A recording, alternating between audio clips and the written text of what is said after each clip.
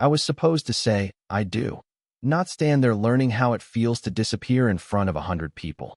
The music was still playing, soft and elegant, like nothing had gone wrong, like my world hadn't just cracked open beneath 6-inch heels I could barely stand in, like the man across from me hadn't just exhaled and said, I can't do this, in a voice so calm it didn't even sound like regret. My fingers tightened around the bouquet, white roses trembling as much as I was, petals brushing against my wrist like they were trying to remind me I was still here, still real, still breathing, even as every pair of eyes in the room shifted toward me with that quiet, suffocating curiosity people reserve for public disasters. I heard my mother gasp somewhere behind me, a sharp inhale that cut through the air, and then whispers, low and fast, like a ripple moving through the crowd. My groom. No, not mine anymore. Stepped back, already creating distance, already rewriting the story in his head where he wasn't the villain, where I was just a mistake he was brave enough to correct. I wanted to speak. I wanted to ask why. But my throat closed, my voice trapped somewhere between humiliation and disbelief, because the truth was written all over his face. He had never chosen me. Not really. The officiant shifted awkwardly, clearing his throat like he could smooth this over with the right words, like there was a version of this moment that didn't end with me standing alone at the altar in a dress that suddenly felt too bright, too heavy, too wrong. I could feel the weight of it pressing down on my shoulders, the lace, the expectations, the months of pretending this was love instead of something quieter, smaller, something I had convinced myself was enough. It wasn't. It never was. I lowered my eyes, staring at the polished floor beneath me, watching a single tear fall and disappear before it could leave a mark. And for a second, I thought maybe that was all I was now. Something that vanished before anyone cared to notice. Then the music stopped. Not faded. Stopped. Like someone had cut the wire. Silence followed. Thick and immediate, swallowing every whisper, every breath. Every thought I was trying not to have. And in that silence, I heard it. Footsteps. Slow. Measured. Not hesitant. Not uncertain. Each one deliberate. Echoing against marble like it belonged there. Like whoever was walking didn't need permission to exist in this space. I didn't look up right away. I couldn't. But I felt it before I saw it. The shift. The way the room changed. Like the air itself had decided to hold its breath. People moved. Not dramatically. Not obviously. Just enough. Just instinct. Like they knew something I didn't. Like they were making space for someone who didn't ask for it. When I finally lifted my gaze, it wasn't to my ex-fiancé. He was already fading into the background. It was to the man walking toward me in a perfectly tailored black suit, his expression unreadable, his eyes steady, like none of this surprised him, like he had been waiting for this exact moment. He didn't look at anyone else. Not the guests. Not the officiant. Not even the man who had just rejected me. He looked at me.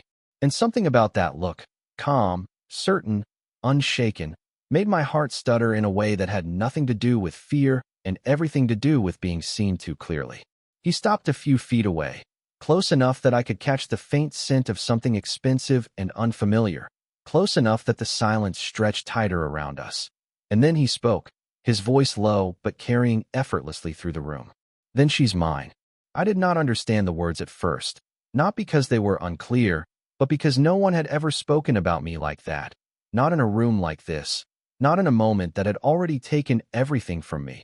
And yet his voice did not ask for attention. It took it, quiet and absolute, like gravity deciding where everything should fall. For a second, no one moved. Not the guests, not the officiant, not even the man who had just walked away from me like I was something he could return. The silence stretched until it almost hurt, and I became aware of the way my heart was beating, too fast, too loud, like it was trying to escape my chest before I could make sense of what was happening. Mine. The word echoed in my head, sharp and unfamiliar, and I finally found my voice, though it came out softer than I intended. I am not something you can claim. It was not strong. It was not brave, but it was all I had left. His gaze did not shift. If anything, it settled, like my resistance had been expected, accounted for, already placed into whatever plan he was following. No, he said calmly, his tone even, almost gentle in a way that did not match the weight of his presence. You are someone who was just left standing alone. The truth of it hit harder than anything else that had happened today. I swallowed, my fingers tightening again around the bouquet that now felt like a prop in a scene I no longer belonged in. That does not make me yours. I could hear the tremor in my voice, and I hated it. Hated that I still sounded small even when I was trying not to be. Around us, people were watching more openly now, their curiosity no longer hidden behind polite whispers. I saw my mother take a step forward, then stop when one of the men near him moved slightly, not blocking her, not touching her, just existing in a way that made the boundary clear. This was not a normal interruption. This was not something that could be argued away or smoothed over with apologies. This was something else entirely. The man in front of me glanced briefly to the side, not at the crowd, but at the man who had rejected me, who now stood frozen, his confidence gone, replaced with something uncertain, something that looked dangerously close to fear. "You made your decision," he said, his voice still level, still controlled, but carrying enough weight that it felt like a statement carved into stone. "Now I will make mine." My breath caught. There was no anger in him, no raised voice, no dramatic gesture, just certainty. And somehow, that was worse. I should have stepped back. I should have turned and run, left the dress, the room, the entire day behind me. But my feet did not move. Maybe because I had nowhere to go. Maybe because some part of me, the part that had just been broken in front of everyone I knew, was too tired to fight another battle I did not understand. He took one step closer, closing the space between us with quiet precision, and for the first time I noticed the details I had missed before. The way his suit fit perfectly, not a crease out of place. The way his posture did not shift, did not hesitate. The way his eyes held mine like they were reading something deeper than what I was showing. "Emily Carter," he said, and the sound of my name in his voice made something cold slide down my spine. I had not told him that. No one had. "You can stay here," he continued, almost thoughtfully, "and let this moment define you." His gaze flickered briefly to the guests, the altar, the man who had left me, then returned to me with quiet intensity. "Or you can walk away from it." My pulse quickened. "With you?" I asked before I could stop myself. The corner of his mouth moved, not quite a smile, but something close enough to feel intentional. "With me," he confirmed. He did not reach for me. He did not force anything. He simply waited, like the choice was mine, even though everything about him suggested he was used to taking what he wanted without hesitation. I looked around one last time, at the life I thought I was stepping into, at the faces that now looked at me with a mixture of pity and fascination, and then back at the man who had just stepped into the ruins of it without apology. I did not know who he was. I did not know what he wanted. But I knew one thing with absolute clarity. Staying would destroy me slowly. Leaving with him might destroy me faster. My fingers loosened around the bouquet. White petals slipped to the floor, silent and final. And before I could think long enough to change my mind, I took a step toward him. The moment my heel touched the polished floor in front of him, something shifted that I could not explain, like a door closing quietly behind me without anyone needing to push it, like the version of my life that had existed 5 minutes ago had already decided it was done with me, and all that remained was whatever came next. He did not react immediately, did not reach out or celebrate, or even acknowledge the choice I had just made in any visible way, but I saw it. In his eyes, a subtle change, like a calculation resolving into certainty. "Good," he said, almost to himself, and then he turned, not waiting to see if I would follow, not questioning it, just moving forward with the same measured steps that had silenced an entire room. For half a second, I stood there, the echo of my own decision catching up to me, and then I moved too, the soft sound of my dress trailing behind me like a reminder of everything I was leaving in plain sight. No one stopped us. That was the strangest part. Not my family, not the guests, not even the man who had just abandoned me. It was as if the room had agreed, without words, that whatever this was, it was no longer theirs to interfere with. The doors opened before we reached them. I did not even see who moved first, only that space was created, effortlessly, like the world was adjusting itself around him. Outside, the air felt different, cooler, sharper, like I had stepped out of a performance and into something real, something less forgiving. A black car waited at the curb, engine running, the kind of car that did not belong to people who asked permission for anything. He stopped beside it and finally looked at me again, really looked this time, his gaze moving over the details I had stopped noticing about myself. The slightly crooked veil, the tension in my shoulders, the way my hands were still trembling even though I was trying to hide it. "You should get in," he said, his tone calm, not a command, not quite a suggestion either, something in between that made it harder to refuse. I hesitated, my eyes flickering back toward the building, toward the life I had just walked out of, and for a second I wondered if I had made a mistake that I would not be able to undo. "If I leave with you," I said slowly, forcing the words to come out steady, "I am not coming back to this." He followed my gaze briefly, then returned it to me, his expression unreadable but focused. "That was already decided the moment he let you go," he replied. The simplicity of it stole the rest of my argument before I could form it. I looked at the car again, at the reflection of myself in the tinted window, a bride who did not look like a bride anymore, just a woman standing between two versions of her life, one broken, one unknown. "Who are you?" I asked, because it suddenly felt like the most important question I had not yet asked. There was the faintest pause, not hesitation, but consideration, like he was deciding how much truth I was allowed to have.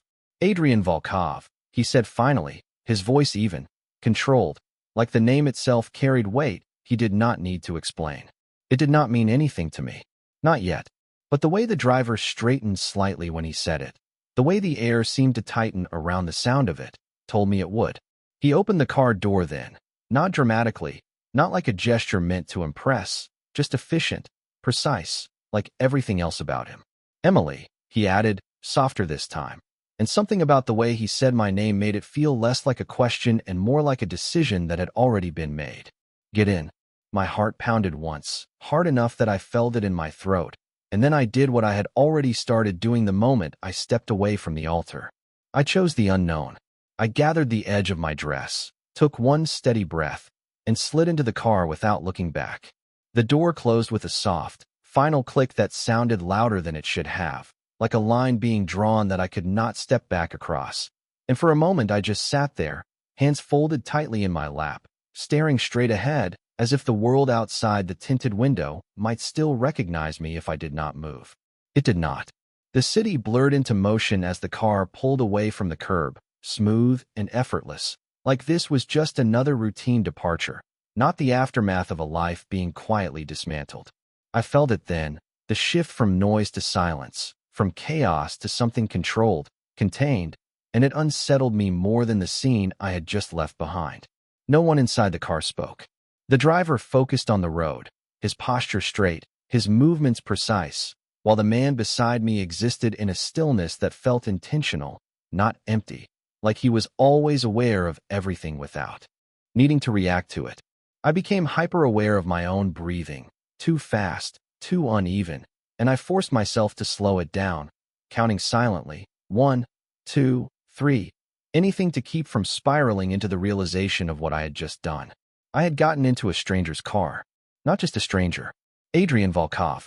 The name echoed in my mind again, heavier now, like it carried meaning I had not yet caught up to. I turned slightly, just enough to look at him without making it obvious, and found that he was already looking at me. Not staring. Observing. The difference mattered, though I could not explain why.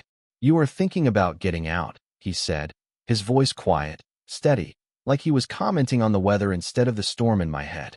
I blinked, caught off guard. "I am thinking," I corrected, though the words felt weak even as I said them. The corner of his mouth moved again, that almost smile that never quite reached his eyes. "Thinking usually leads to regret in moments like this," he replied. I frowned slightly, my fingers tightening against the fabric of my dress. "And not thinking leads to what?" I asked. His gaze held mine for a second longer than necessary, and something about it made my pulse pick up again. "Clarity," he said simply. I let out a breath I had not realized I was holding and turned back toward the window, watching the buildings pass by, each one more distant from the version of me that had stood at that altar. "You knew my name," I said after a moment, my voice quieter now, more controlled. "That is not something you guess." There was a pause, not long, but deliberate. "No," he agreed. "It is not." I waited, expecting more, but he said nothing else, and the silence stretched again, heavier this time, filled with questions he was clearly not going to answer unless he chose to. "So you planned this?" I pressed, turning back to him, unable to let it go. You just happened to be there, at that exact moment, and decided to what? Take me? The last word felt strange in my mouth, like it belonged to a different story. His expression did not change, but something in his posture shifted, subtle, almost imperceptible. I do not believe in coincidences, he said. It was not a direct answer, but it was enough to make something tighten in my chest. That is not an answer, I said, a little sharper than I intended.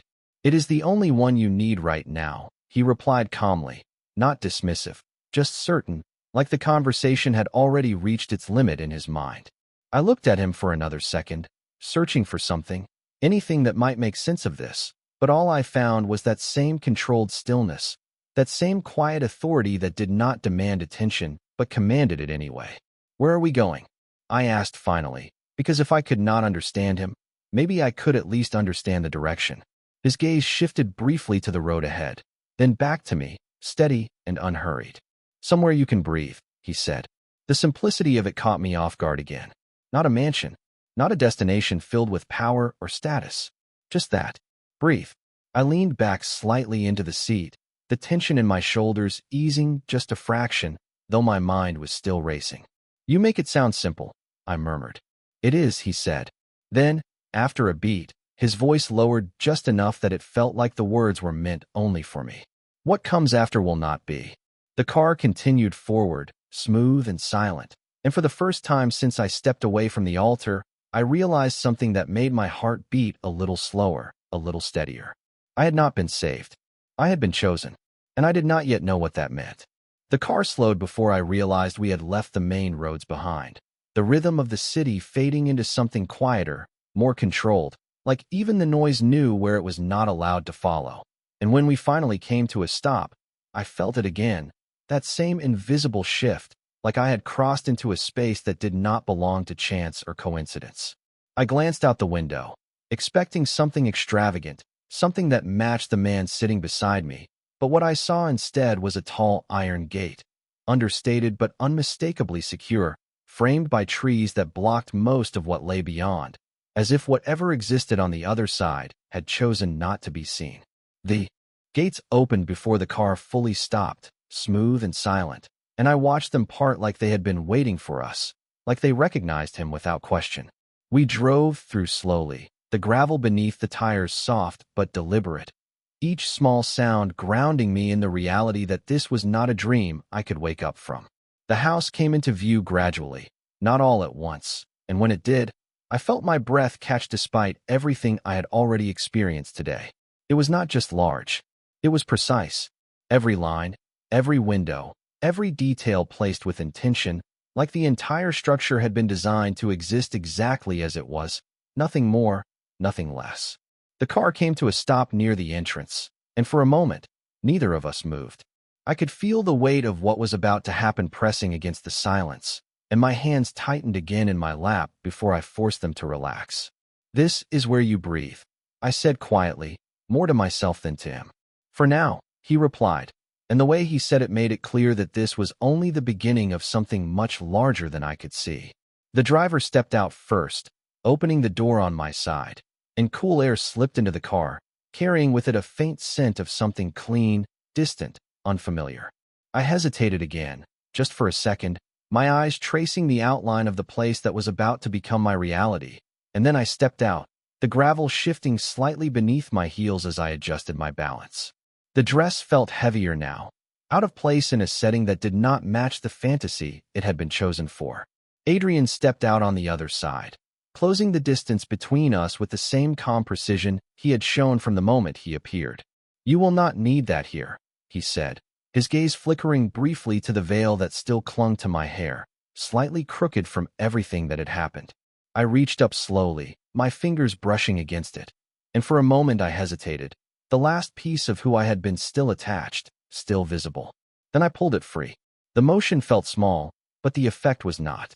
I let it fall into my hands, the delicate fabric, folding in on itself, and realized I did not feel anything about it anymore. Not sadness, not relief, just distance. He watched me for a second longer, then turned toward the entrance, not checking if I would follow, not needing to. Inside, the air was cooler, quieter, the kind of silence that did not come from emptiness but from control. The space was open, minimal, every detail intentional, nothing unnecessary, nothing left to chance. I stood just inside the doorway, suddenly aware of how out of place I must look, a bride with no ceremony, no husband, no clear place in the story she had just stepped into. "You can leave if you want," he said suddenly, his voice cutting through my thoughts with quiet precision. I turned to him, surprised. "Leave?" I repeated, the word unfamiliar in this context. He nodded slightly, his expression unchanged. "The gate will open," he said. "No one will stop you." I stared at him, searching for the catch, the hidden condition, the part he was not saying. "And you?" I asked. There was the slightest pause, almost imperceptible, before he answered. "I do not repeat offers," he said. It was not a threat. It was not a warning. It was simply the truth, stated as clearly as everything else he had said. I looked past him, toward the open space behind us, toward the path that led back to everything I had left behind, and then back at him, at the stillness, the certainty, the unknown that stood in front of me. My chest rose slowly as I took in a breath that felt deeper than any I had taken all day. "Then I am staying," I said, my voice steadier than I expected. Something in his gaze shifted again, subtle but unmistakable, like a decision being confirmed. "Good," he said quietly. And for the first time since I stepped into his world, I realized something that settled somewhere deep in my chest. This was not about escape anymore. This was about what came after. The silence inside the house did not feel empty. It felt measured, like every sound had been filtered out on purpose, leaving only what mattered, and I found myself standing exactly where I had stopped, unsure if I was supposed to move or wait or ask permission for something that no one had defined. Adrian did not look back immediately, but I could tell he was aware of me. The way his posture remained still but not detached, like he was giving me space without ever losing control of it. "You can walk," he said after a moment, his voice low, steady, cutting through the quiet without disturbing it. "This place is not a cage." I let out a small breath, almost a laugh, though there was no humor in it. "It feels like one," I admitted, my eyes moving across the open space again. The clean lines, the absence of anything unnecessary, the way everything seemed designed to exist without chaos. "That is because you are not used to control," he replied. I frowned slightly, turning toward him. "And you are?" I asked. His gaze met mine, calm, direct. "I am used to knowing where everything is," he said, "and where it belongs." The words lingered longer than they should have, and I looked away first, suddenly aware of how easily he spoke about things that felt much heavier than they sounded. I took a few steps forward, the soft echo of my heels against the floor reminding me that I was still wearing a dress meant for a different life, a different ending, and the contrast made something twist quietly in my chest. "What happens now?" I asked, not turning back to him, because the question felt too open, too revealing if I let him see my expression. There was a pause behind me, not hesitation, but consideration. "Now," he said slowly, "you stop reacting." I turned then, confusion slipping through before I could hide it. "I have not had much choice today," I replied. His expression did not change, but his eyes sharpened slightly, like he was focusing on something deeper than my words. "You always have a choice," he said. "You just do not like the cost of it." The truth of that settled uncomfortably, and I crossed my arms lightly, more to ground myself than to defend anything. "And what is the cost here?" I asked. He stepped closer, not invading, but closing enough distance that I could not ignore his presence, his voice lowering just enough to feel intentional. "Clarity," he said again. "You will see things as they are, not as you hoped they would be." My breath slowed, just a little, the weight of his words sinking in. "And you?" I asked quietly. "What do you get out of this?" For the first time, there was something different in his gaze, not softer, not warmer, but more focused, like the question mattered more than the others. "I do not invest in things that do not hold value," he said. It was not romantic. It was not comforting, but it was honest in a way that made it harder to dismiss. I studied him for a second longer, trying to understand where I fit into that statement, what he had seen in a moment where I had felt completely invisible.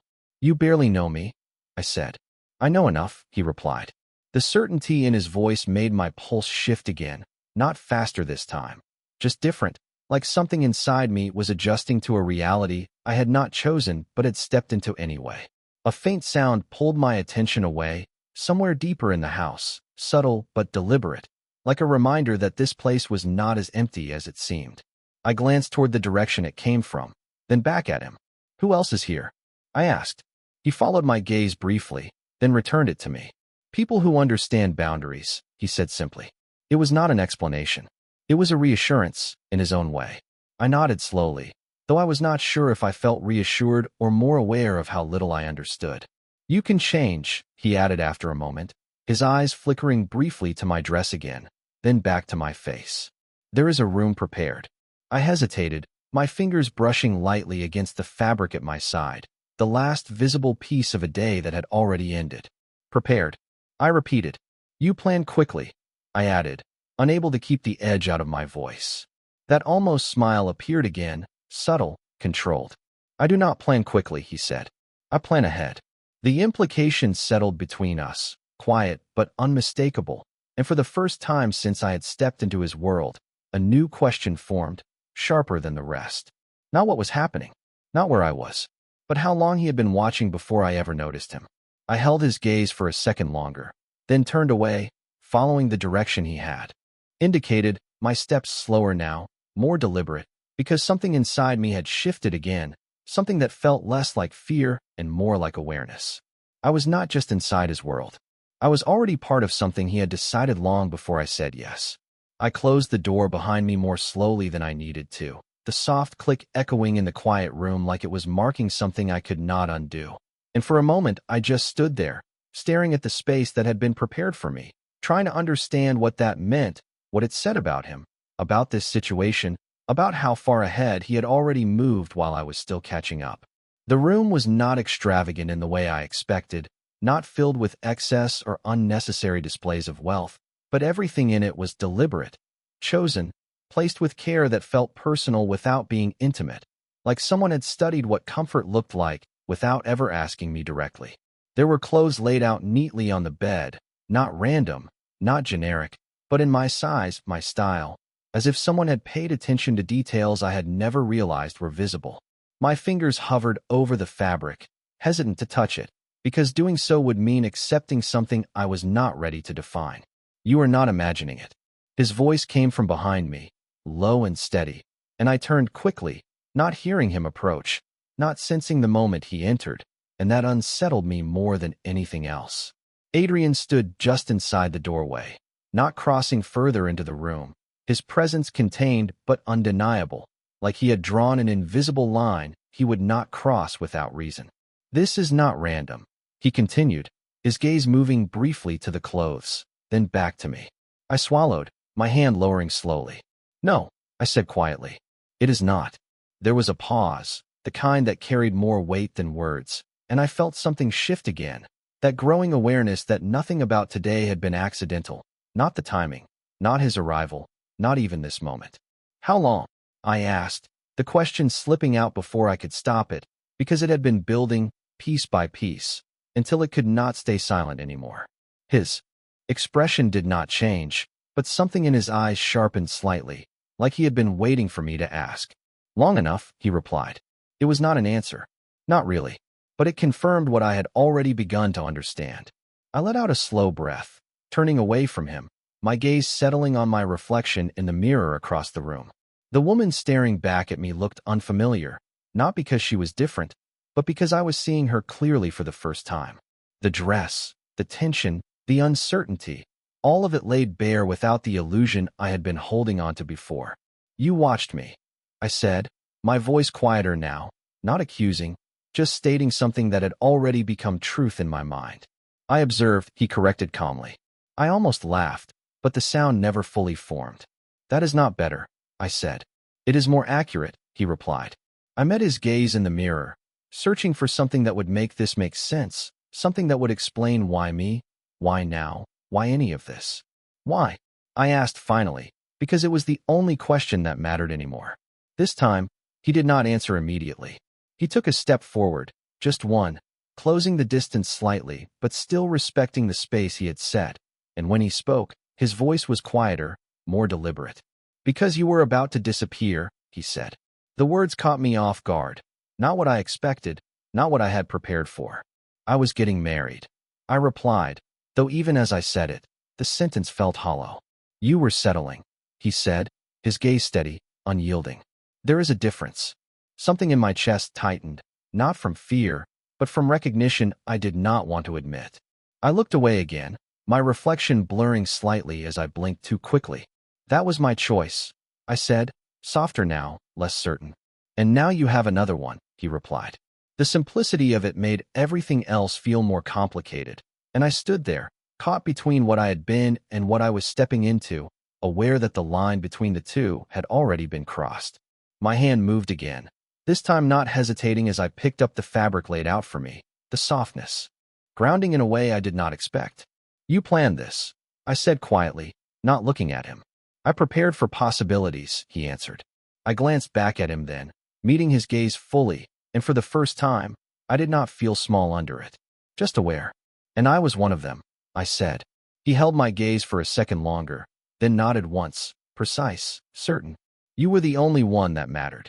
The words settled into the space between us, heavy and quiet, and I realized something that made my pulse steady instead of race. This was not an accident. Not for him. And maybe, slowly, not for me either. The door closed softly behind him this time, leaving me alone with the quiet again, but it did not feel the same as before. It felt heavier, like the room had absorbed everything he had said and was holding it there with me, refusing to let it fade into something easier to ignore. I stood still for a moment, the fabric in my hands grounding me just enough to keep my thoughts from unraveling completely, but not enough to stop the questions from forming, sharper now, more precise, because I was no longer trying to understand what was happening. I was trying to understand him.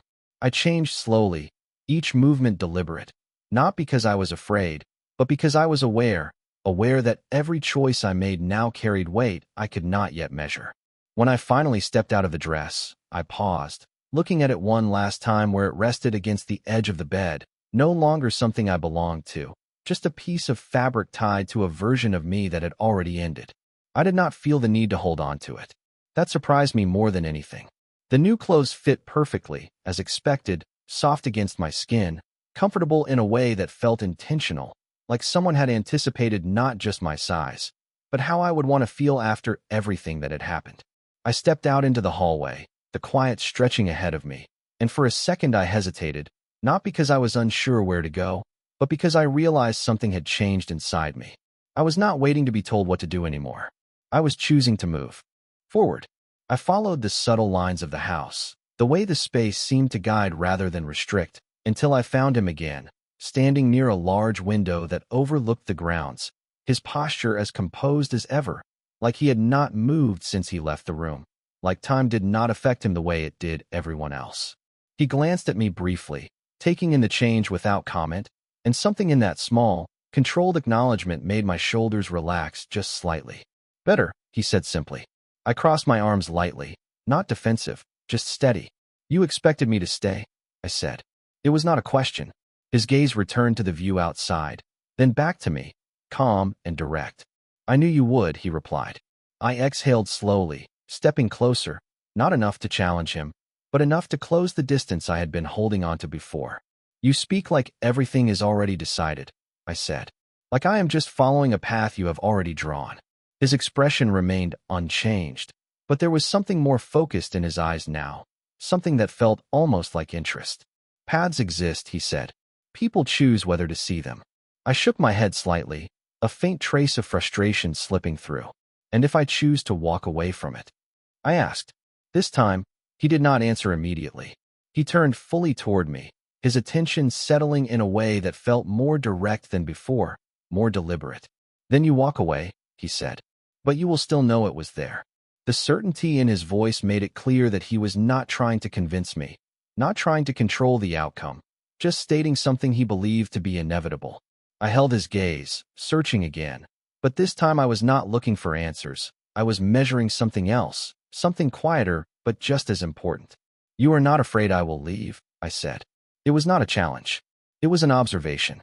That almost smile appeared again, subtle, controlled, but there was something different in it now, something closer to certainty than confidence. No, he said. I tilted my head slightly, studying him. Why? I asked. He stepped closer, just enough to shift the space between us. His voice lowering slightly, not softer, but more precise. Because you already did, he said.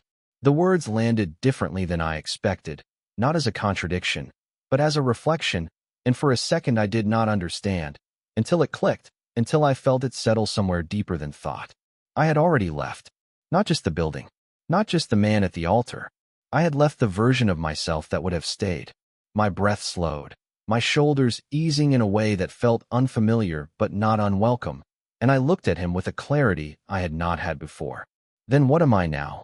I asked quietly. His gaze held mine, steady, unshaken, and when he answered, there was no hesitation, no doubt. Someone who sees clearly, he said. The simplicity of it should have felt insufficient, but it did not. It felt like the beginning of something I had not known how to name before. I turned slightly, glancing out the window beside him, the view stretching out beyond the glass, open, controlled, endless in a way that felt both freeing and defined at the same time. And you? I asked after a moment, my voice softer now, less guarded. What are you? There was a pause, brief but deliberate, and when I looked back at him, something in his expression had shifted again, not softer, not warmer, but more honest. The one who does not look away, he said. And for the first time since this all began, I believed him. The silence after his words did not feel empty anymore. It felt settled, like something had clicked into place that I could not undo even if I tried. And I stood there beside him, looking out at the stretch of land beyond the glass, realizing that for the first time all day, my thoughts were not racing ahead of me or dragging me backward. They were still, steady, almost quiet in a way that felt unfamiliar but not unwelcome. I let out a slow breath, my fingers relaxing at my sides, and for a moment I allowed myself to simply exist in that space without trying to define it, without trying to understand every piece of it all at once. It did not last long. It never did. You said I was about to disappear, I said after a moment, my voice softer now, not fragile, just controlled, like I was choosing each word instead of reacting to them. He did not look away from me this time. You were, he replied. I tilted my head slightly, studying him, no longer intimidated by the way he held himself, just aware of it. And you decided that was not acceptable, I added. There was the faintest shift in his expression, something that might have been acknowledgement. I decided it was a waste, he said. The bluntness of it should have offended me. It did not. Not anymore. I nodded once, absorbing the honesty instead of resisting it, because I was beginning to understand that he did not shape his words to comfort, only to reflect what he believed to be true. You do not interfere in things unless they matter, I said. It was not a guess. It was a pattern I was starting to see. No, he agreed. I turned back toward the window, my reflection faint against the glass, different now in a way I could not fully explain, not stronger, not harder, just clearer, like something unnecessary had been stripped away without asking for permission. Then I matter, I said quietly. The statement felt heavier than it should have, like I was testing the weight of it for the first time. Yes, he said, without hesitation. I closed my eyes briefly, letting that settle, not as validation, not as something I needed from him, but as something I had not allowed myself to consider before. When I opened them again, the world outside looked the same, but I did not feel the same looking at it. What happens when I stop being useful to you? I asked, because that was the question that mattered next, not the beginning, but the end. His gaze did not waver. You misunderstand, he said. I turned slightly toward him again, waiting. This is not about use, he continued. It is about alignment. The word hung in the air between us, unfamiliar but precise, and I frowned slightly, trying to understand what he meant. Alignment with what? I asked. He took a step closer, not enough to crowd me, just enough to make the distance intentional, his voice lowering slightly as he spoke. With what you are capable of, he said. My breath caught, not from fear, but from the quiet certainty in his tone, the way he said it like it was not a question, not a possibility, but a fact I had not yet accepted. I looked away again, back to the open space beyond the window, my mind turning over everything that had happened, everything that had changed in the span of a single day, and for the first time, it did not feel like something had been taken from me. It felt like something had been revealed. You are very sure of things, I said after a moment. Only of the ones that matter, he replied. I let out a slow breath, the tension in my shoulders easing in a way that felt earned instead of forced, and I realized something then, something simple but undeniable. I was not standing here because I had nowhere else to go. I was standing here because I had chosen not to go back. I turned to him fully this time, meeting his gaze without hesitation, without the uncertainty that had been there before. Then I will see it, I said. His eyes held mine, steady, unshaken, and for a brief second, there was something there I had not seen before, not softer, not warmer, but something closer to approval. You already are, he said. The words settled into me, quiet but absolute, and I understood then that this was not the end of anything. It was the beginning of something I had never planned, never expected, but had stepped into anyway. I had walked away from a life that was never truly mine. And somehow, without realizing it, I had walked directly into one that had been waiting for me all along.